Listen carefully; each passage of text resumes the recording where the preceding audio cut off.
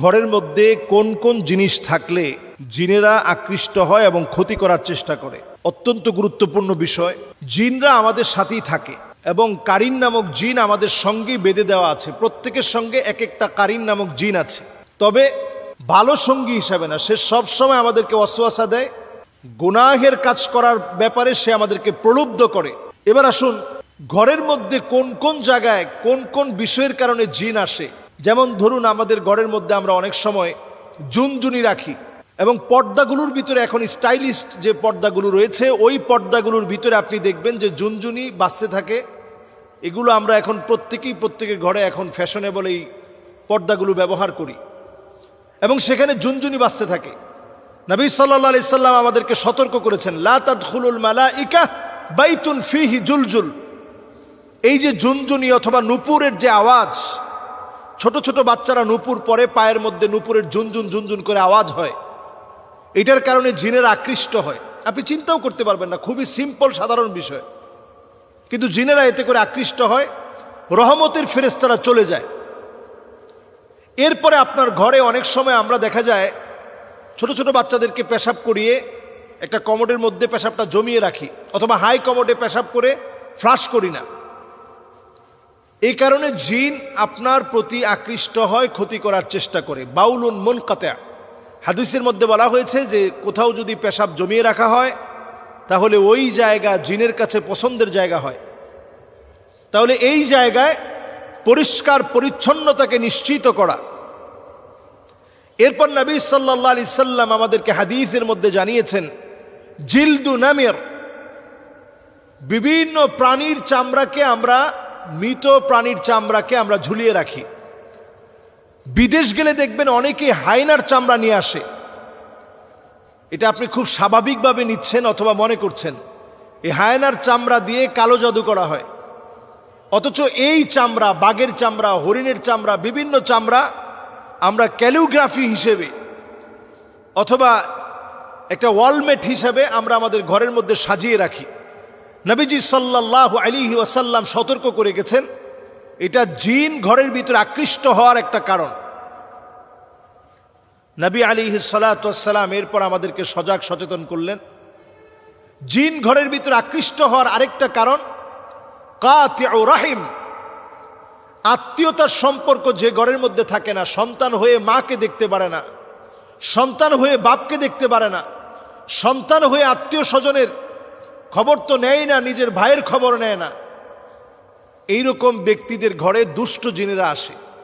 রহমতের ফেরেশতারা এমন ঘরে থাকে না, দুষ্ট জিনেরা এই ঘরের ভিতরে আসে।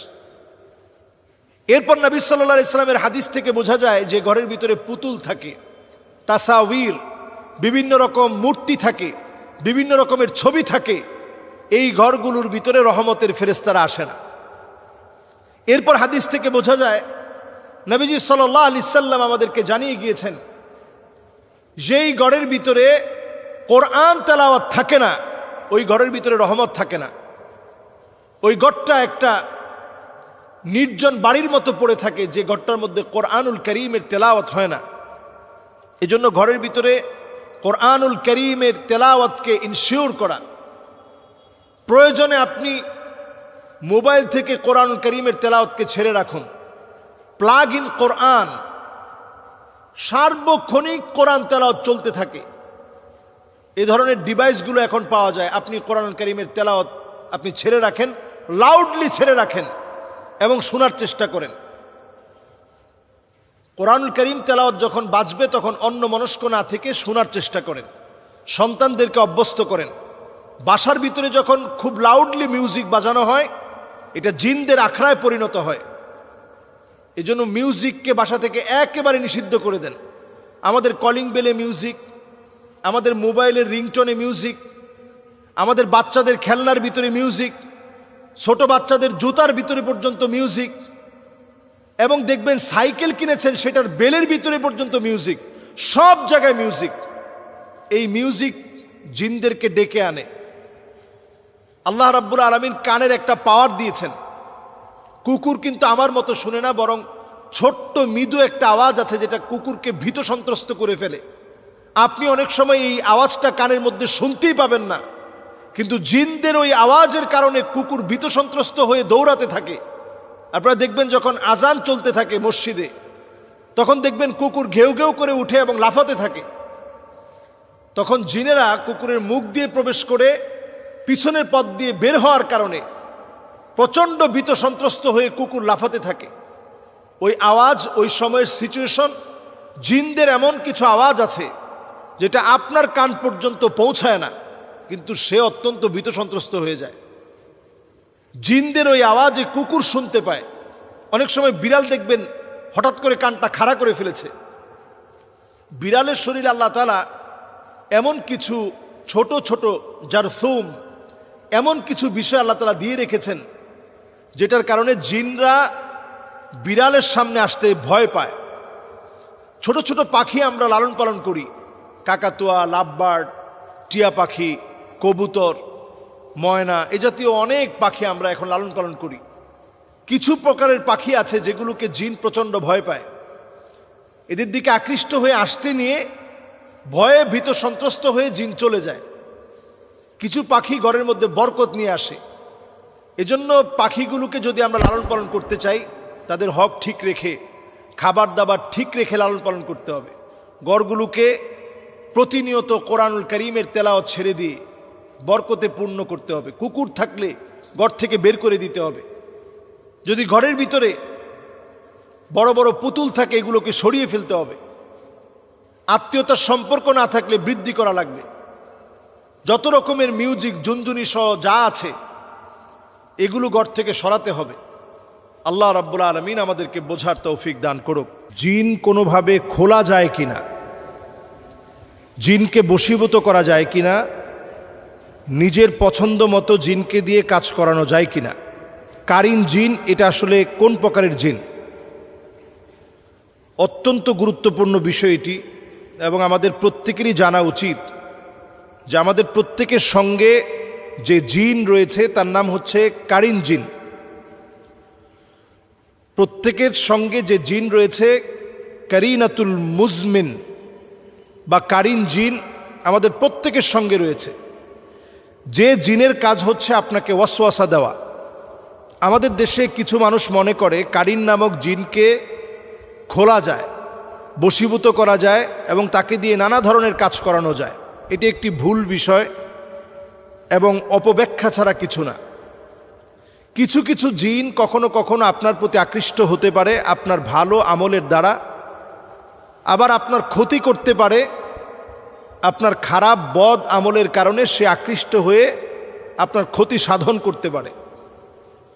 দুষ্ট দুরাচারী যে জিনগুলো রয়েছে আপনার ক্ষতি তখন সাধন করবে যখন তার মনোপুত না হয়।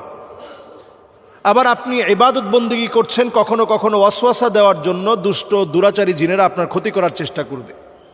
প্রতিনিয়ত আপনাকে ওয়াসওয়াসার মধ্যে ফেলে দেওয়ার জন্য কারিন নামক জিন রয়েছে, সে প্রতিনিয়ত আপনাকে ওয়াসওয়াসার মধ্যে ফেলবে।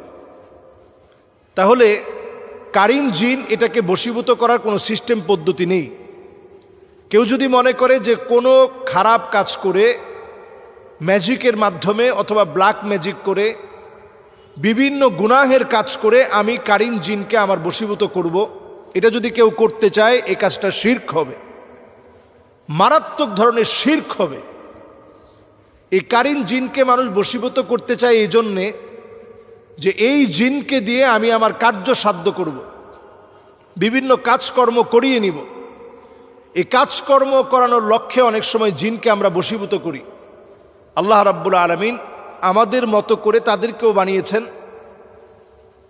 আল্লাহ রাব্বুল আলামিন আমাদের মতো করে তাদেরকেও আল্লাহ তাআলা ইবাদতকে বাধ্যতামূলক করেছেন। শরীয়ত আমার উপরে যেভাবে অর্পিত তার উপরও শরীয়ত ঠিক একইভাবে অর্পিত। আল্লাহ তাআলা মানুষকে বরং জিনের চাইতে শক্তিশালী বানিয়েছেন বহু দিক থেকে। জিন আপনার তেমন কোনো ক্ষতি করতে পারবে না যদি আপনি প্রতিনিয়ত কিছু কিছু বিষয়গুলো আমল করেন। যদি আপনি প্রতিনিয়ত আয়াতুল কুরসি পড়েন, সূরা ইখলাস, সূরা ফালাক, সূরা নাস পড়েন, সূরা জিন যদি আপনি তেলাওয়াত করেন, ঘুমানোর আগে যদি সূরা জিন 3 বার তেলাওয়াত করেন, ফজরের পরে যদি আপনি 3 বার তেলাওয়াত করেন, কিছুদিনের ভিতরেই জিন আপনাকে ভয় পাবে। তাদেরকে বশীভূত করা লাগবে না। আপনি দেখবেন কোনো জিন আপনার কোনো ক্ষতি করবে না, বরং আপনার ভক্ত হয়ে যাবে। কিন্তু বশীভূত করে আপনি বিভিন্ন ভাবে তাদেরকে দিয়ে কাজ করাবেন, এই চিন্তায় টাকা অর্থ কামাবেন, তখন তারা আপনার ক্ষতি করতে না পারলেও আপনার পরবর্তী প্রজন্মের ক্ষতি করবে, আপনার সন্তানদের ক্ষতি করার চেষ্টা করবে।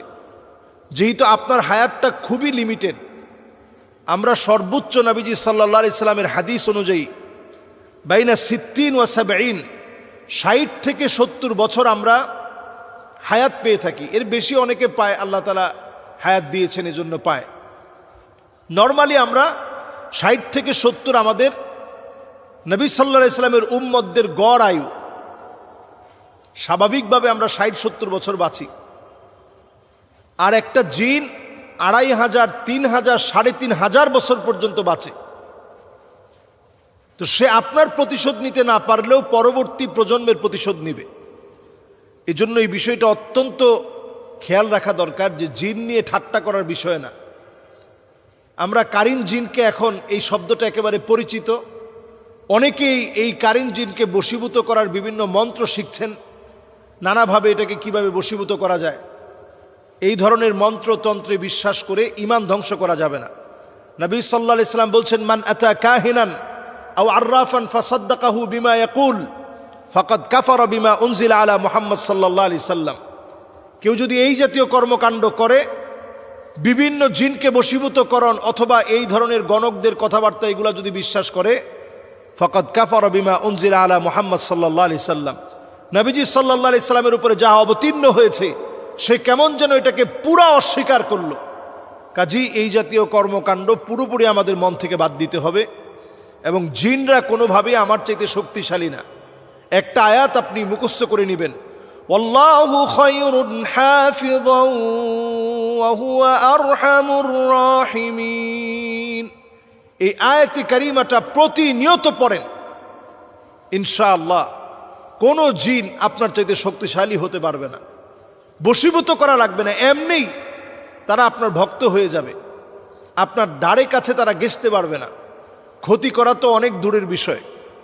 এজন্য আমরা আমল করার চেষ্টা করব, প্রতিনিয়ত নিজেদেরকে আমল দিয়ে আমরা সাজিয়ে রাখার চেষ্টা করব। আল্লাহ রাব্বুল আলামিন আমাদেরকে তৌফিক দান করুক। আসসালামু আলাইকুম ওয়া রাহমাতুল্লাহি ওয়া বারাকাতুহু।